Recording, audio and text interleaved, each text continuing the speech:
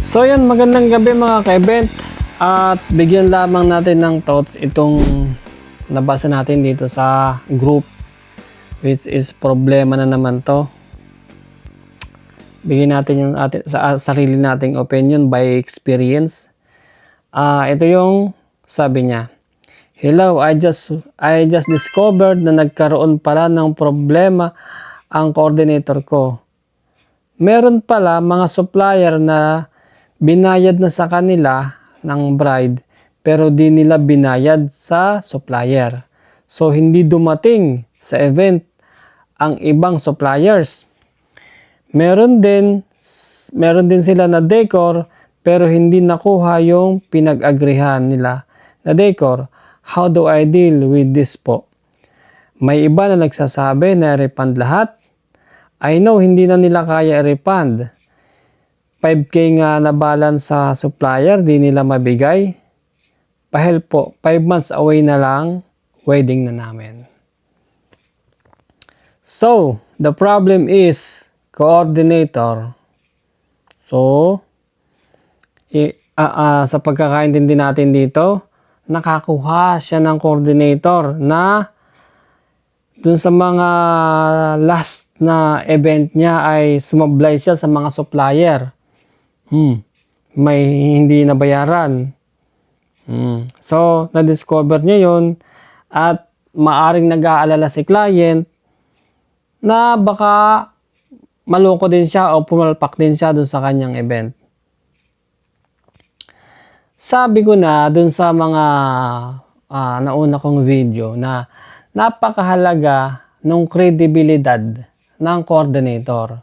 Okay, sabihin na natin event planner, organizer, coordinator. Isahin na lang natin sila. Although meron silang magkakaibang task na kakayanan sa kanilang mga project, pero meron din silang kakayanan pare-parehas na kumuha ng all-in package sa event. So, sabihin na natin para hindi na tayo nahihirapan, sabihin na natin coordinator na lang kasi coordinator rin nandito. Ang coordinator ay may kakayanan nga na kumuha ng all-in package at dahil sila nga yung nilalapitan ng kliyente ay sila yung may kakayanan din na mag-offer ng kanilang serbisyo at isasama na doon sa kanilang package nga. At kadalasan dito, sinasama na ng coordinator yung mga supplier, which is minsan natatanong din naman niya ng kliyente. Ay, Madam Coordinator, meron ka bang mapagkakatiwalaan dyan ng mga supplier? Yun na lamang din kaya ang kunin natin. Baka meron ka dyan talaga na legit, na matagal mo nang kasama o nakasama muna. So, ang client ganun eh. Bakit? Kasi yung client kasi madalas wala naman silang experience at hindi naman sila nagpapa-event lagi. So talagang doon sila magtitiwala, doon sa babad, doon sa ganoong industriya. Babad, doon sa ganoong gawain o ganoong project. So doon talaga magtitiwala si client. At dahil alam naman ng mga coordinator na ganoon yung sistema, kayang-kaya nilang i-offer yung ganoong all-in package. Which is sa kanila na nga din yung lahat ng supplier. Sila na rin ang kukuha ng mga supplier na magiging ka-tie-up nila or magiging ka-team nila dun sa kanilang event o dun sa kanilang project. Diba? So maliwanag yun. Pinagkatiwalaan siya ng kliyente at dahil dun sa tiwala ng kliyente na yun, igagrab niya yung project. Bubuuin niya yung team para mag-assist, para mag-supply dun sa gaganaping event. Diba? Ganun lang yon. Ang problema, paano nga kung mapapunta kayo dun sa coordinator na hindi naman legit magtrabaho? Paano nga kung mapunta kayo dun sa organizer na irresponsable at ang gusto lamang ay kumita? Mayroong mga ganon. na na yung nakapokus lamang talaga sila dun sa kikitain. Ang masaklap pa nito minsan, may mga coordinator or organizer at minsan sa catering. Kahit sapat yung budget ng kliyente para dun sa mga supplier, ang gagawin ni coordinator, kukuha yan ng mas mababa para meron din sila. Kukuha yan ng mas kikita sila ng supplier. Example, sa light and sound, ang prepared ni client ay 7,000. Kukuha lamang si coordinator ng tigpo 4,000. At sasabihin ni coordinator dun sa sound system, Sir, boss, bigay mo na. Dagdagan mo na ng ganyan. Bigay mo na yung ilaw na ganyan. Ikaw lagi ang kukunin ko. Akong bahala sa'yo. Marami akong event. Marami tayong magiging project. Ganyan yung sinasabi nila. Hindi ko nilalahat ha. Hindi ko sinasabing lahat ng coordinator ay ganon ang sistema. Hindi ko nilalahat. Maliwanag ha, hindi ko nilalahat. Pero, laganap yun. So, ito lang akin lang. Ang point ko lang dito is, nire-real talk ko lang. Para naman doon sa awareness ng mga kliyente. Okay, mabalik tayo dito sa problema niya. Nag-aalala siya ngayon na baka, yun nga, sumablay yung coordinator niya at baka magka-problema. Siyempre nga naman, sino ba namang hindi mag-aalala? Wedding pa naman. Minsan lang mangyari yan. Minsan lamang pinaghandaan niya ng matagal. At marami ang sasaksi dun sa wedding na yun. Sino ba ang may gusto na bigla pala itong papalpak? At merong hindi dadating na supplier. Nakakapag-alala talaga yun.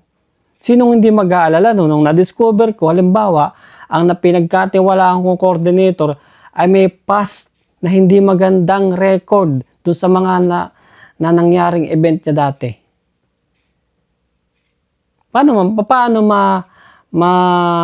matatahimik yung isip ko, yung peace of mind ko? Diba na dapat kailangan ko lamang i-celebrate with my husband o magiging asawa ko, yung magiging parte ng aming pamilya. Dapat mag-celebrate lamang ng masaya. Tapos meron akong alalahanin na ganito. So kayo, halimbawa kayo, ano yung gagawin nyo? So kung kayo yung nasa sitwasyon niya, ano yung gagawin nyo? Diba? So may kanya-kanya naman kasi tayong opinion dito eh. Ako yung thoughts ko lang dito is by experience na hindi dapat nangyayari yung ganon. As long as na mayroong magsasabi sa inyo na dapat hindi ganon na, dapat huwag nyo nang pagkatiwalaan yan, observe nyo. Diba? Kasi wala namang masama kung pag-aralan nyo eh. Hindi para ma-stress kayo, pag-aaralan nyo pa ang kung ano-ano. Pero sa tingin ko, meron din tayong responsibilidad. Halimbawang akong kliyente, meron din akong responsibilidad para alamin ko yung mga at least, mga practical na kailangan kong malaman dun sa gaganapin kong event. Hindi yung iaasa ko lahat sa coordinator. Yung lahat ng sistema ng mga supplier, iaasa ko lahat sa coordinator at para wala akong problemahin. Yun nga ang problema. Paano nga kung ang problema mo yung mismong coordinator at isa lamang siya sa problema mo pero damay lahat ng supplier. 'Di ba? So hindi basta-bastang problema 'yon. Kung ako lamang sa'yo, ma'am client, i-withdraw ko na to. Gagawa ako ng paraan by legal para ma-withdraw na yung yung kanyang project, yung coordinator na yon na hindi mo na siya kukunin, gumawa ka ng paraan.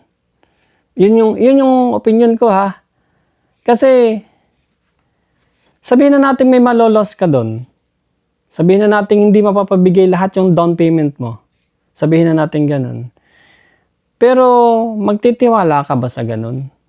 Gaano ka kasigurado na yung ginawa niya doon sa past na kanyang event na hindi siya naging responsable sa obligasyon niya ay hindi niya gagawin sa'yo? Sabi nga kanina, minsan lamang yung event, minsan ka lang ikakasal. Pagtitiwalaan mo yung ganito. Pero yung sagot, it's up to you. 'Di ba? Yun naman ay opinion ko lang bilang isang babad dito sa ganitong sistema, sa ganitong industriya. 'Di ba? So mahirap maging magpakakampante. Mahirap magpakakampante kung alam mong